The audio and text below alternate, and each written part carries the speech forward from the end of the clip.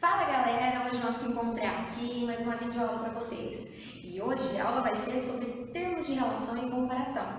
Hoje vocês vão aprender o que é proximal, o que é distal, o que é superior e o que é inferior. Então não esqueça, uma caneta e um caderno na mão. Tá aí mais uma videoaula para vocês. Roda a vinheta!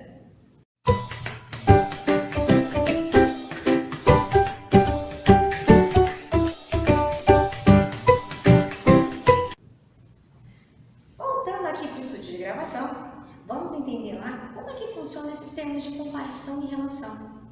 Quando eu penso, por exemplo, num objeto, eu posso dizer, essa caneta é melhor. É melhor do que quê?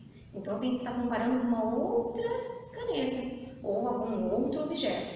E a mesma coisa que nós vamos fazer aqui com relação aos nossos elementos anatômicos. Vamos começar por um termo bem simples, que é o termo superficial e profundo.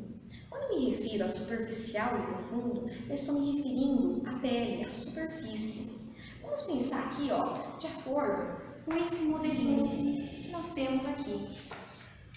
Vou passar esse modelo aqui para vocês e vocês vão acompanhar comigo. Vamos pensar na pele e vamos pensar no músculo.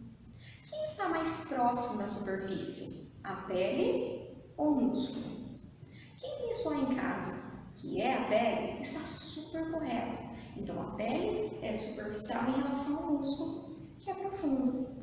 Agora eu posso utilizar um terceiro elemento anatômico: pele, músculo e o mais profundo, que seria quem? Eu poderia comparar aqui, no caso, o osso. Pele, músculo e osso. Então, nesse caso aqui, se eu pensar em pele, músculo e osso, o osso ele vai receber o termo de profundo, a pele é superficial. Mas o músculo? O músculo deixa de ser profundo e passa a receber o termo aí de intermédio, ficando entre a pele e o osso. Agora, se eu pensasse somente em osso e músculo. Pronto. Agora nós vamos entrar no segundo termo de comparação e relação. Quem seria esse segundo termo de comparação e relação? Nós vamos entrar agora com relação aos termos medial e lateral. Vamos lembrar lá os 2 dedinhos da mão. Quem seriam eles? Vamos pensar lá. Dedo da mão, polegar, indicador, do médio, anular e dedo mínimo. Se eu comparar, por exemplo, o polegar com o dedo mínimo e eu traçar uma linha mediana, quem está mais próximo do plano mediano? Dedo mínimo. Então quer dizer que ele é medial em relação ao polegar, que é lateral. Nesse caso, eu utilizo o termo medial e lateral. Medial para o dedo mínimo, lateral para polegar. Vamos então trabalhar agora com o osso. Pensem em rádio e pensem em una.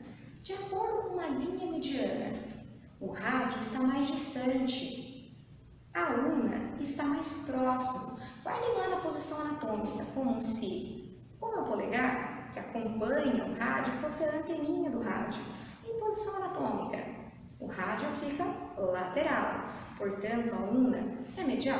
Então aí está aí mais um segundo termo de relação e comparação para vocês. Vamos agora pensar no termo que descreve a proximidade com relação à minha raiz do membro. Se eu pensar em braço e antebraço, quem está mais próximo ao ombro?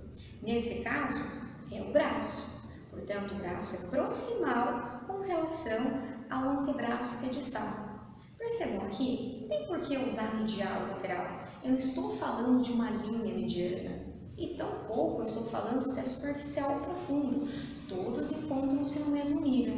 Portanto, aqui eu utilizo o termo proximal, mais próximo à raiz do membro, no caso, o braço. No caso do antebraço, distal, mais distante. Mas se no caso eu utilizasse 3 objetos, braço, antebraço, mão, como é que ficaria?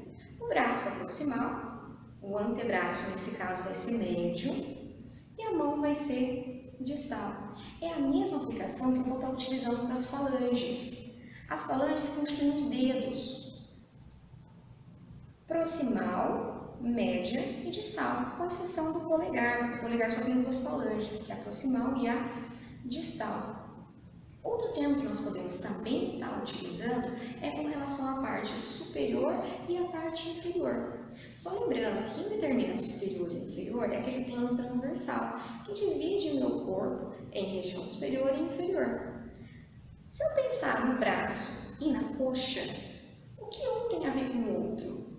De acordo com o termo de comparação e relação, o braço é superior, a coxa é inferior. Mas se eu não trabalhasse com membros, por exemplo, eu quisesse trabalhar com estruturas que estão presentes dentro das cavidades. Por exemplo, essa daqui. Vamos pensar num órgão que esteja na cavidade torácica, como o nosso coração, e o estômago que está lá na cavidade abdominal. Quem é superior e quem é inferior? Superior é o coração, porque está mais próximo à cabeça. O estômago é inferior porque está mais distante.